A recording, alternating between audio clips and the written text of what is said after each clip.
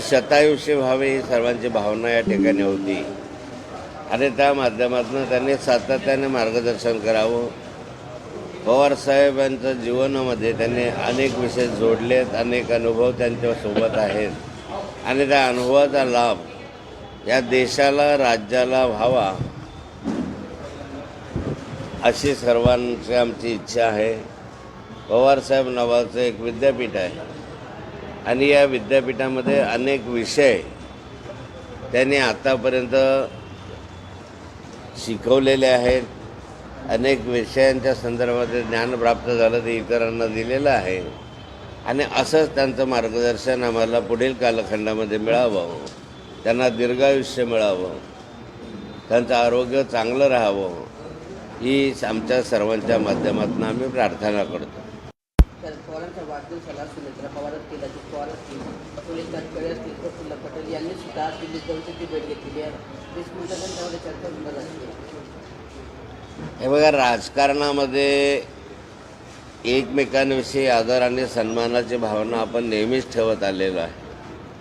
त्यामुळे वाढदिवस असेल, लग्नाचा प्रसंग असेल किंवा मरणाचा प्रसंग असेल, या ठिकाणी सारे राजकीय मतभेद विसरून एकमेकांकडे जाण्याची आपल्या राज्यातली ही चांगली प्रथा आहे आणि त्या प्रथेनुसार माननीय अजित पवार असतील, सुनेत्राताई असतील, प्रफुल्ल पटेल असतील, सुनील तटकरे असतील, या सर्वांनी माननीय शरद पवार साहेबांच्या आज आशीर्वाद घेतलेले आहे. वाढदिवसाला शुभेच्छा देण्यासाठी जयंत पाटील अजूनही पोहोचलेले नाही आहेत. तर दुसरीकडे गोपीचंद पडळकर नामांकित त्यांनी गेल्या काही दिवसांपूर्वी वक्तव्य केलं होतं की जयंत पाटील जे आहेत या तिघ महायुतीचे जे नेते आहेत त्यांच्या पाया पडायला आले होते. जयंत पाटलांनी त्यांची भेट घेतल्याचं पण वक्तव्य त्यांनी गेल्या काही दिवसात केलं होतं. त्याच्यामुळे एक वेगळ्या चर्चा आता सुरू झालेल्या आहेत. ज्याचं उत्तर जयंतराव पाटीलच उत्तम देऊ शकतील माझ्यापेक्षा. गुलाबराव देवकर जे आहेत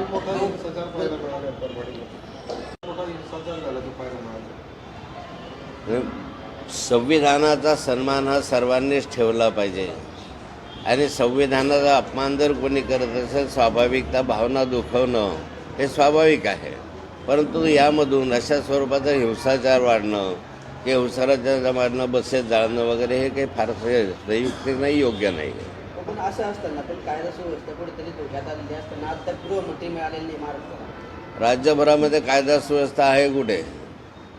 इथं आमदाराच्या मामाला पळवलं जातं, तिथं खून केला जातो.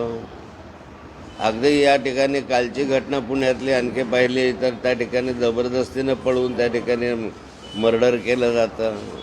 राज्यभरामध्ये अलीकडे जर पाहिलं तर दररोज या ठिकाणी दिवसाढवळ्या खून, चोऱ्या, दरोड्या हे व्हायला लागल्या आहे. राज्यामध्ये गृहमंत्री कोण आहे की नाही, मुख्यमंत्री आहे की नाही, हेच आता लक्षात येईन असं झालेलं आहे.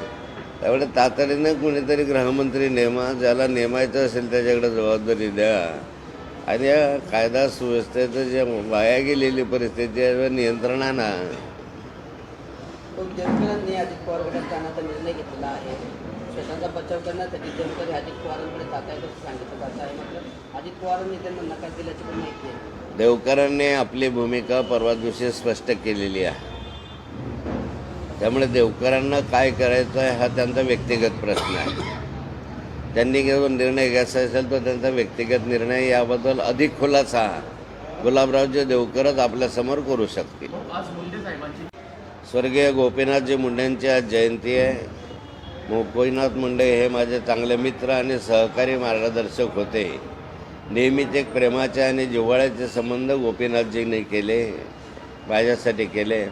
किंबहुना माझ्या राजकीय जीवनामध्ये जे काही मला मिळालं त्याच्यामध्ये गोपीनाथजी मुंडेंचा फार मोठा वाटा राहिलेला आहे. गोपीनाथजींचे ऋण मी कधी विसरू शकणार नाही आणि गोपीनाथजींच्या अनेक आठवणी माझ्या मनामध्ये आहेत आणि नेहमीच गोपीनाथ मुंडेंची जयंती असो का पुण्यतिथी असतो, या आठवणींना अधिक उजाळा देण्याचं काम या निमित्ताने मी करत असतो.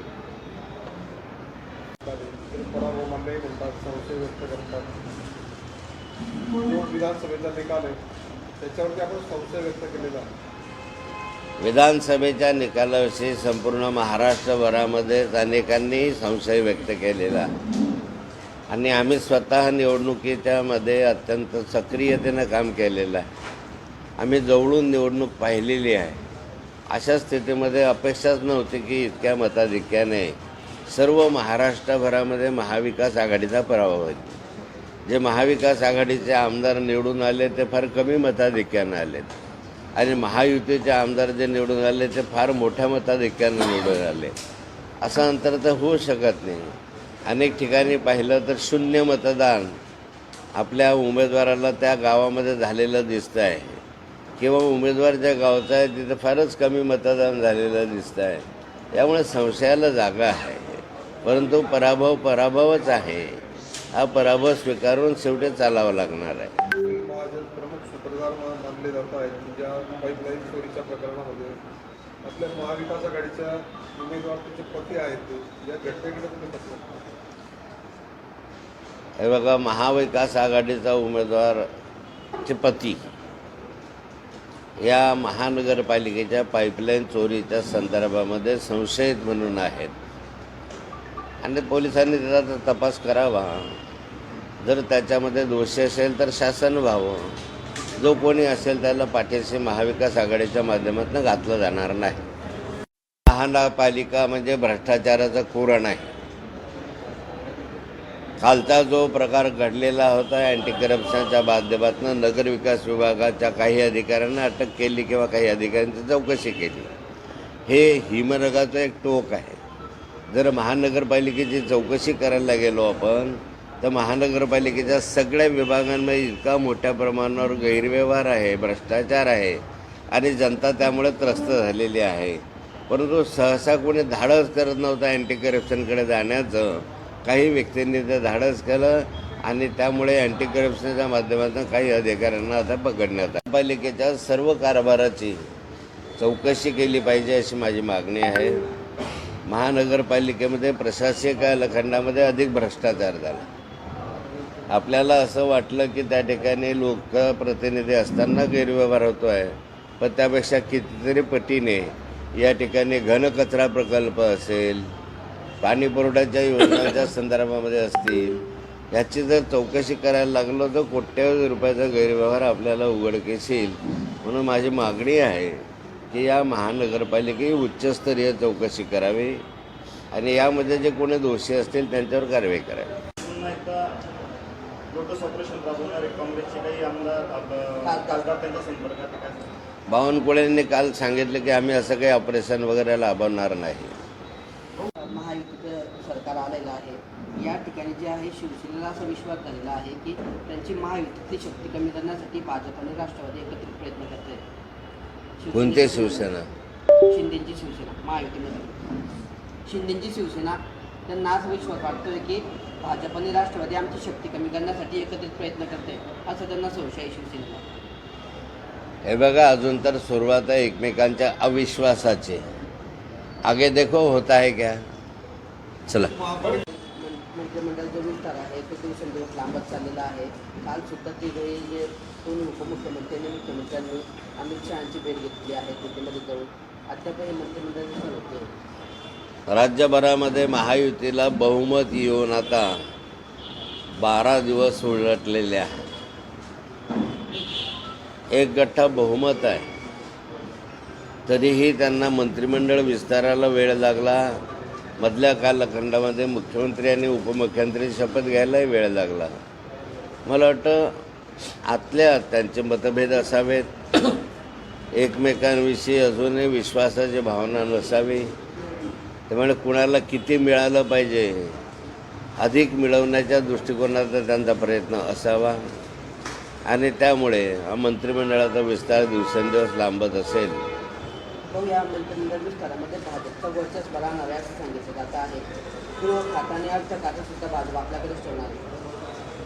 आणि आता स्वाभाविक आहे की भारतीय जनता पार्टी आणि त्यांना पाठिंबा देणारे जवळपास 137-138 आमदार आज आहेत आणि बहुमतापर्यंत भारतीय जनता पार्टी आज आहे. त्यामुळे ज्याच्यात जास्त आमदार आहे त्याला जास्त वाटा याच्यामध्ये मिळणं हे नैसर्गिक आहे. Come on guys, hurry up. यार सुन ना, एक ब्रेक ले लेते हैं. Guys, I'm telling you, तुम लोगों को सही से ट्रैकिंग नहीं आता. But that's okay, you can learn. रोज का ढक्कन देना. तो ये रेड वाला है, सही वाला देना. अबे ढक्कन पहले तो सही पानी पीना.